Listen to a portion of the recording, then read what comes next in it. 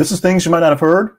I am Jay Cleveland Payne, and I have for you queued up today 8 news stories from yesterday. These are stories you vetted as conversational. Oh, I don't have my cough button in the right line, so I got to work on that one. Stories you vetted as conversational based off information, politics, current events, and pop culture news. Today, we're going to talk about Donald Trump, his son Barron, and A$AP Rocky, which was kind of interesting because I thought I actually lost this story, but it's actually one of the most engaging stories that we had overnight yesterday. So we'll get those 3 in plus 5 other stories, mainly Trump related, if you will. We'll explain the vetting process in just a bit and go over some more fun things as well. But remind you that our website home is the Conversation Project, and you can see more information about what we do and how we do it every single day. And of course, the big thing to do, chat with me. Chat at me, if you will, at the conversation inbox at gmail.com, our email address where you can talk about all the things you want to talk about, conversation project wise and other thing wise. Just want to have a chat? We can chat. We can do that. Today is Wednesday, the 19th of February, 2025, and the polar vortex is on its way to basically wipe out all of existence, or at least make us in the South feel really, really bad about it being so cold. And that is actually our first story. Now, we have 8 stories, if we said, no particular order except the narrative sort of fits what's going on. We'll explain some stories that had higher engagement and lower-ish engagement, and the whole engagement thing when we get to the teaser section part. But story number 1, story that's affecting all of us, which is the reason why I am, already dressed, because I ain't going anyplace. Polar vortex brings life-threatening cold to millions, reaching as far south as Texas. Intervening in the middle right now is I'm in Arkansas. We have shut down school because, a half an inch of snow is going to kill everything. And so we're shut down for probably 2 weeks. So I didn't buy coffee on my supply. So please bring coffee, please. But this polar vortex has descended across the bulk of the United States right now. Life-threatening cold, nearly 90 million people, temperatures plunging as south as Texas. The Arctic blast has resulted in record cold temperatures and significant disruptions across multiple states. Texas specifically, because it's such a large area, and the last storm and shut down power for the entire state. The National Weather Service issued extreme cold warnings for various regions, issuing West Texas and Southeast Texas, which don't experience this very often. They are told to protect pipes, pets, and plants, and themselves from severe cold. The Electricity Reliability Council of Texas, or ERCOT, has issued cold weather advisories, coordinating with state agencies to ensure the preparedness for increased energy demand. And Governor Greg Abbott is emphasizing the importance of personal protective measures during the severe weather event. So temperatures right now, pretty bad, pretty terrible. In Texas at the moment, they're looking at lows, or current temperatures around 17 degrees Fahrenheit, which is -8 Celsius. That is cold. Yes. Wind chill will make it drop even further, so it'll feel even colder. And with some places getting freezing rain and sleet and snow, it'll be an issue. As I said, here in Arkansas, we had about, didn't check the final forecast, we probably had about 3 inches. I may not be exaggerating. We had a lot of sleet and freezing rain going for a long period of time because it's been cold all day. So I've got about an inch and a half or so of ice in the road that's nice and clean and pretty that no one's going to get on today. So working from home is the thing here. I may sneak in a couple extra videos because I am at the house in my studio. But yes, please pray for us in the South because we don't know how to deal with this. Please, somebody bring me coffee. That's halfway a joke. I did not buy coffee, but I stocked up on tea a few weeks ago. So we are going to basically decoffee ourselves for the next couple of days. Let's move into story number 2. I'll say real headlines, real news. Not that the polar vortex is not real news. These are things that are happening that are going to affect us more on the ongoing level than just the week of cold we have here. A executive order was signed expanding access to IVF treatments by Donald Trump yesterday. He signed this, expanding this access. The directive instructs the Domestic Policy Council to develop a recommendations to, within 90 days, protect IVF access and significantly reduce the associated out-of-pocket costs for insurance. That sounds like a good thing because it is. The order emphasizes the administration's commitment to making IVF treatments more affordable for Americans. Now, it's widely used technology, but it's still expensive. $12,000 to $25,000 per cycle, and significant challenges financially to families, and that's assuming that it works. Insurance varies because it's so high. About a quarter of employers actually cover such things. So if you do have this, and this is something you're looking forward to in your building of a family, check it out. Make sure you're covered. The executive order seeks to alleviate these financial burdens as much as possible. Acknowledge that 1 in 7 couples experience difficulties in conceiving. Now, part of the issue why we're doing this is because IVF got caught in a gray area when the abortion ban essentially came about.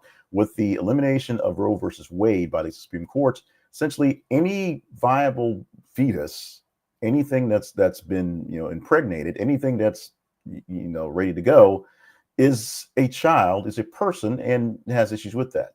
So if you go to an IVF clinic and you have a bunch of eggs harvested and you fertilize a bunch of eggs, and then you freeze the ones you're not using because you don't need them, you want to save them in case you need extra hits, and you actually get pregnant and you are good and fine, whatever, if you destroy the other eggs, you're killing babies per the definition. With that, many questions came about on what to do with IVF. So President Trump is actually addressing this with executive orders to 1, make the price go down, 2, protect the actual action of it, and 3, deal with the courts and deal with the states on how to actually cover IVF as treatment and as life. It's a very complicated issue. It's a really, really big thing. But here's the overarching issue. A 3% drop in fertility rates in 2023. So fertility was already great. The current birth rate here in the States is 1.67. And the replacement rate to keep us at the population we need to be to maintain ourselves is 2.1. We're not meeting that. We're not having enough babies, anchor babies notwithstanding, to maintain a healthy quality of life for our citizens here in the United States. A little zealous there. Let's get to Barron Trump, or technically not Barron Trump, actually a person who spoke about Barron Trump and didn't really speak, poorly of him. But this shows you sort of the protections that he is getting as a teenager, some that many did not get in the White House as children of presidents as teenagers, and some maybe as high schoolers. The college Republicans president for NYU, the school that Mr. Barron Trump attends, had to resign after what was called a controversial Barron Trump remark. So K.A. Walker, who was the president of the college Republicans at NYU, had to resign after backlash he made about some comments on Trump. Barron it was. In an interview for Vanity Fair, she described the 18-year-old son as sort of an oddity on campus, saying he goes to class, he goes home. And these are remarks that we've had a couple places. I've actually posted maybe 3 or 4 times because it seemed like they're in different places. It's the same article from a few weeks back saying that Barron Trump can't really do much. Also, another article that talked about, so like some guys are like, hey, dude, let's play some pick a ball. You're tall. Are you any good? And he was like, yeah, I'm down. And Secret Service was like, no, he ain't down. He's going home. Basically talking about what is real. Many other presidents' kids try to have the college experience. They try to do more things on campus. Barron Trump seems to go to class, go back to Trump Tower, do whatever he does back there. He's still big in the sports, still big in the soccer, but can't really participate with his classmates or on public because he's Barron Trump. It makes sense. The backlash from the College of Republicans of America condemning Walker's comments, stating that they did not align with the organization's values, basically saying that Trump's an oddity as a student because he shows up and goes home. He doesn't really participate in politics, although they believe he has a political mind. He's just there and leaves. With that, the resignation. Walker expressed regret over the controversy, stating that remarks were taken out of context, as I believe they were. She explained that her description of Barron as an oddity was intended to highlight his media and campus community's fascination with his presence, rather than to criticize him personally. Walker lamented that the challenges of being a Republican at NYU and the difficulties of promoting conservative values on the predominantly liberal campus is a big deal. And having someone like Barron Trump, who's enrolled in the Stern School of Business, may have been a boost, but it really doesn't, because he's just sort of an enigma to everybody who goes to campus, goes to school there. They know he's there. It's pretty obvious.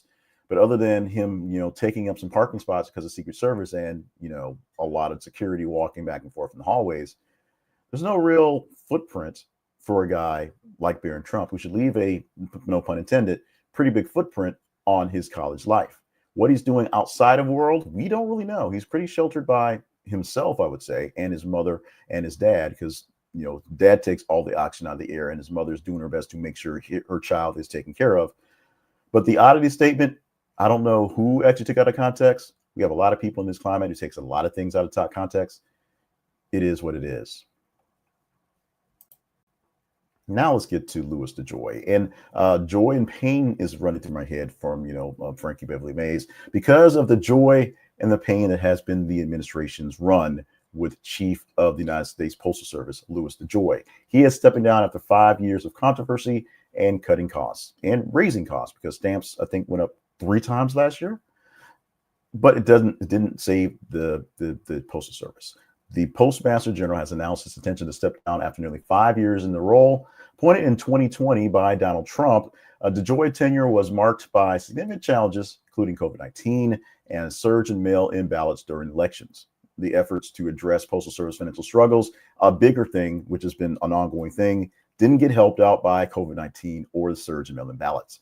In a letter to the Postal Service Board of Governors, DeJoy requested an initiation to search for a successor, emphasizing the need for leadership continuity in the agency, embarking for long-term initiatives. DeJoy is a former logistics executive with a Republican donor, which is probably why he got the gig in the first place, going back and forth. He was actually Postmaster General 2 decades ago without any experience the first time. So this stint here is a step back into the job he's done before. So he knew something about the job. Apparently wasn't so great the first time either. A lot of controversy, a lot of issues, especially during the 2020 election, where cost-cutting measures, restricting overtime, and limiting late and extra truck deliveries had an issues with widespread mail delays and, of course, delivery of mail-in ballots, because election is kind of important. The action drew criticism from lawmakers and the public, debates over the impact over the election process. If more ballots could have been brought in, would there have been a difference in 2020? Would we have not had a Joe Biden presidency, even though Donald Trump was saying don't mail in your ballots anyway? We will see. In 2021, DeJoy introduced a 10-year strategic plan to modernize Postal Service. And so we are 3-4 years into that plan right now. It's going to address the $160 billion loss over the next decade and figure out how to get back into the black from just being in the red. However, he won't get a chance to see his plan come to fruition, and the next guy will probably come with something different. DeJoy is basically out of here. I'm going to take a moment to remind you that the Conversation Project lives online at thisisconversationproject.com and on the internets mostly. We're doing this live on YouTube, so thank you so much for being with us for this here. We also want to remind you that we have life on Threads, believe it or not, life on X, life on Facebook, and other places as well. So we want you to like what we're doing wherever you're watching us, and that'll skip ahead to subscribe. But if you're liking the videos or the audios in our podcast feeds, that tells algorithms that we're doing good, and they'll show it up to more people. They'll serve it up to more people so they get more people in the joy of our News Nerd Nation. If you know people who enjoy this stuff on their own, then go ahead and share it with them as well. Subscribe, share it to like-minded people so that we get more people queued up. They hopefully will like it and share it as well to get more people for the algorithms. And I know that I'm doing the right stories. The big thing is, if you like it, I know I'm getting that feedback going forward. And of course, if you're not getting this natively in your feeds, whether by notification or in delays, however you get your stuff, hit subscribe so you get these things in your feed to find them easily. I'm not even asking for notifications. You don't have to have a buzzer going off, because trust me, I turn notifications off on my things.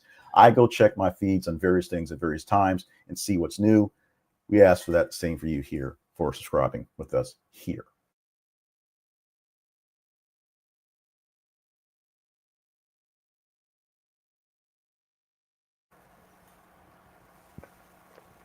Back to the news, and this is a very disturbing story. And we are covering it essentially 2 days in. Is something that kind of trickled in into the weekend, again, the Monday, and then more details happened yesterday. And now there's more time to digest the story and get it out there to explain what's happening. Police have arrested alleged leader of the Zizian cult tied to multiple killings across the U.S. And a big development, Maryland State Police have arrested a man called Jack Ziz Lasota, the alleged leader of the cult-like group known as the Zizians. Lasota is 34 years old and was taken into custody on the 16th of February. That's how the story basically got started over the weekend. Alongside 2 other members, Michelle Zacco, who is 33, and Daniel Blank, who is 26. This trio faces multiple charges, including trespassing, obstruction, and possession of firearms, with authorities linking the Zizians to at least 6 homicides across Vermont, Pennsylvania, and California. Group alleged the criminal activities span several states. In 2025 alone, U.S. Border Agent David Metland was fatally shot during a traffic stop in Covington, Vermont, an incident that was connected to the Zizians. Additionally, murders of Richard and Rita Zacco in Pennsylvania on December the 31st of 2022 have been associated with the group, as their daughter is Michelle Zacco, among the recent people arrested for their activities. California, killing of landlord Curtis Lind in Vallejo has been linked to the disease as well, with member Maximilian Snyder charged in that case. Described as a cult-like organization consisting of mostly young and highly intelligent individuals, these aren't your typical cult losers. These are guys that are backgrounds in science and tech and coding. The group exposes radical beliefs about anarchism, veganism, and discussions on artificial intelligence. Losoto is originally from Alaska and emerged as a group leader attempting to become this figure and adopting the moniker Ziz.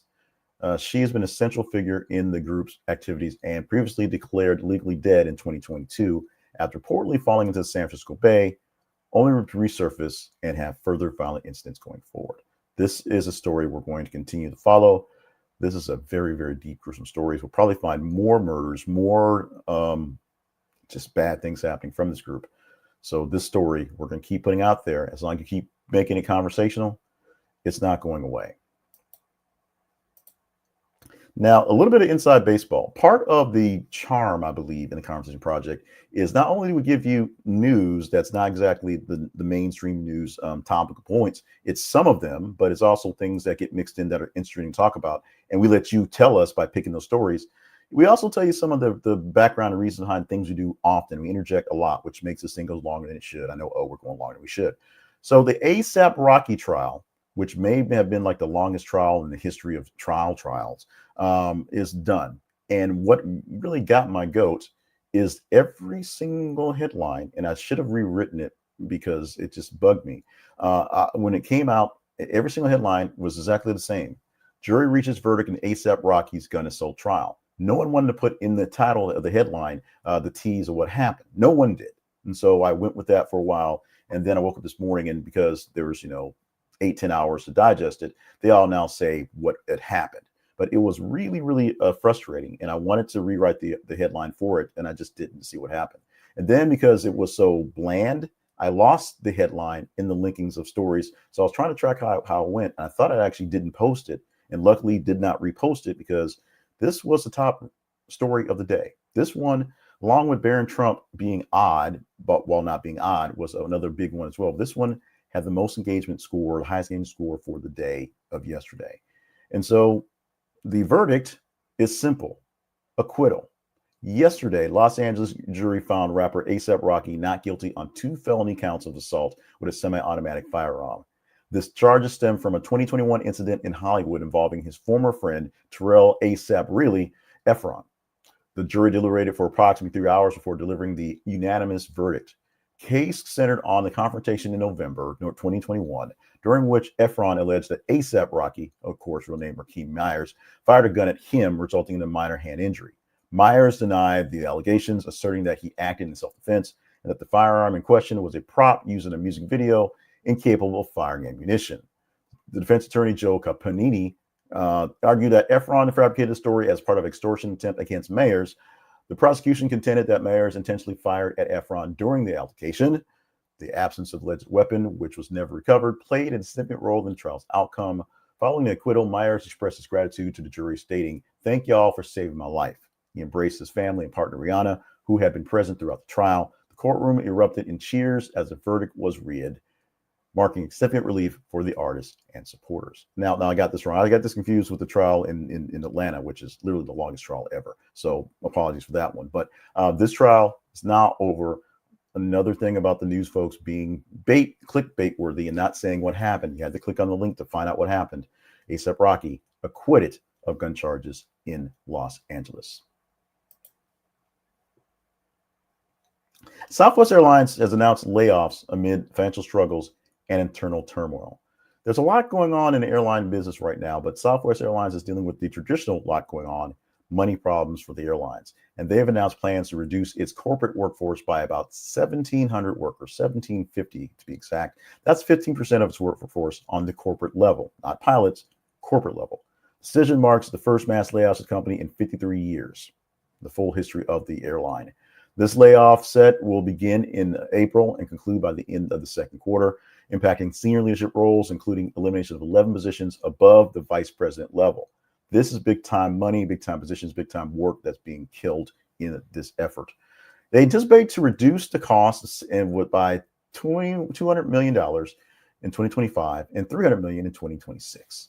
The restructuring will incur a one-time pre-tax charge about $60 million, maybe $80 million for severance and related benefits. This is how the government buyout is supposed to work out. You pay a big chunk of money up front, but then going forward, you don't pay those people, so you save money. That's how it's supposed to work. The strategic overhaul comes in response to financial challenges and increased competition within the airline industry. Despite reporting profitability last year, largely attributed to co-branded credit card partnerships, Southwest faced declining stock performance and shares falling about 10% year to date. Activists are kind of happy for this one. Influenced by Elliott Investor Management, an activist investor, if you will, which allocated its leadership changes for operating efficiency to make sure things are working well. With the layoffs, there are also going to be plans to phase out open seating policy as well. You've heard about that before. We have more premium seating options. This will make things more efficient and give you a chance to prime up the pump with more payments for prices. You pay for the first class seat. You pay for seating early. You pay for perks like that, as opposed to just line up and run like everyone's done forever. The thing people love about the Love brand was going away. They're aiming to position Southwest for long-term success, but right now there's caution that it's going to change things and impact how the country is seen and the culture inside the corporation and how customers are going to see it going forward. It's transformative. It's going to be a bit of a hurt, but will it work in the long run? Trust me, Southwest hopes it does. And finally, we wrap up with Shakira, who's resuming a world tour in Peru after canceling a show due to illness. The Colombian singer returning to the Les Merja, Lorian, totally butchered that, world tour with a performance in Lima, Peru, after canceling previous shows due to illness. The 48-year-old artist was hospitalized for abdominal condition, leading to postponement of her Sunday concert in Lima as well. Despite this setback, Shakira confirmed that her Monday show would proceed as planned, expressing gratitude to fans for their support. A rescheduled performance saw enthusiastic attendance and concertgoers eager to see the star back on stage. Shakira's team is currently working to determine a new date for the canceled show. But following her time in Peru, the tour is set to continue on in Colombia, Chile, Mexico, Argentina, and various U.S. cities, which means crossing, of course, that Gulf with the name that's in dispute right now. We're at the point for our teaser section. Tongue-tied today. I guess polar vortex is killing our mouth. Oh, well, that's good for not having coffee. So we're at the teaser section, and what we're doing here is teasing a news story that we're going to present for you in our feeds and tell you how the feeds work and how you engage with us and give us a chance to do more stuff for you. You tell us what news stories are relevant, what news stories are good to talk about by your engagement scores with what's happening out there. So go to our feeds on Facebook and X, facebook.com/thisisconversationproject and x.com/th_conversation. What you'll see at those places are news articles, links to news articles, links to some sponsors as well, links to other newsletters, links to some news articles. Then we post a news article link about every 50 minutes or so. Sometimes we're slow, sometimes we're a little fast. It's just how the days goes. And you get a chance to engage in news stories from across the swath of the world, various different sources, various different brands, various different bents on their actual coverage of news. And you tell us if the story is worthy of chatting up by engaging in it. Clicking the emoji or button that corresponds in how you do it, the heart or the like or the hate or the scrunchy face or the thumbs up or thumbs down. You can engage in it by commenting and sharing it as well. The more engagement a story gets, the higher chance we have of talking about it. ASAP Rocky got plenty of engagement, so yeah, we're talking about it. I knew that'll be a big one, so you guys wanted that one in there. Barron Trump got a good amount of engagement because of the oddity of the news story, so we talked about it. That is how that worked out. We didn't talk about Mexico threatening legal action against Google in the Gulf of America map thing because it didn't get the engagement. We teased that yesterday. Not a story in our stories for the day. Oh, why those stories?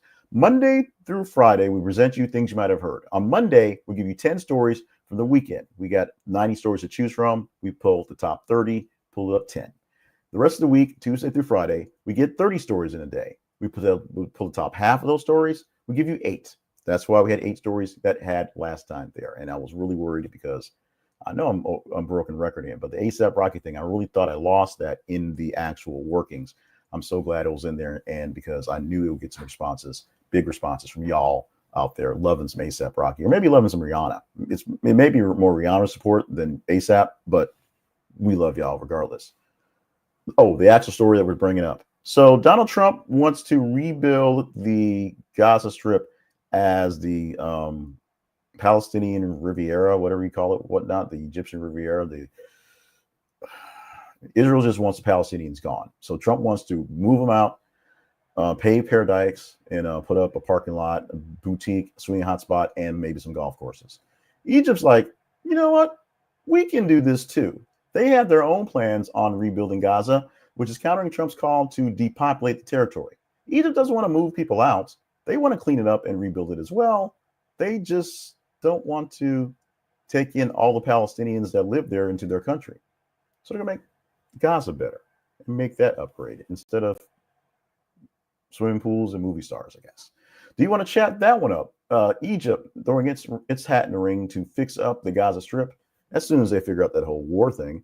Let me know by going to our feeds. This one should be out. If you're watching this, it should be out by now because it should have posted in the middle of us talking in the live feed, the live going live at 5:30 in the morning a.m. Central Time.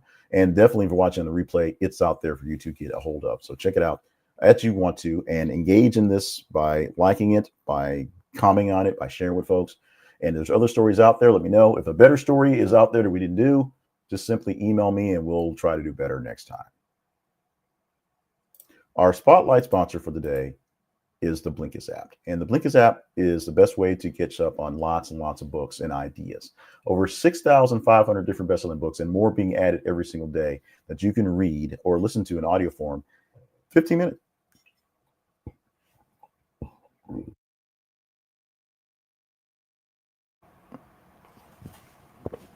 Caught in a sneeze there. Blinkist condenses books, the bite-sized summaries they call blinks, and they are perfect for people on the go. The big gist of the stories. Books that are normally a 3-hour read or a 5-hour read, or right now I'm going through this Lincoln Douglas autobiography, which is a couple days worth of reading in the full version of it. I actually listened to it first on Blinkist and listened to the whole and the big pieces of it. I think that one was about 25 minutes. You can get the gist of great news, great articles, great stuff that you have missed out because you don't think you have time for reading.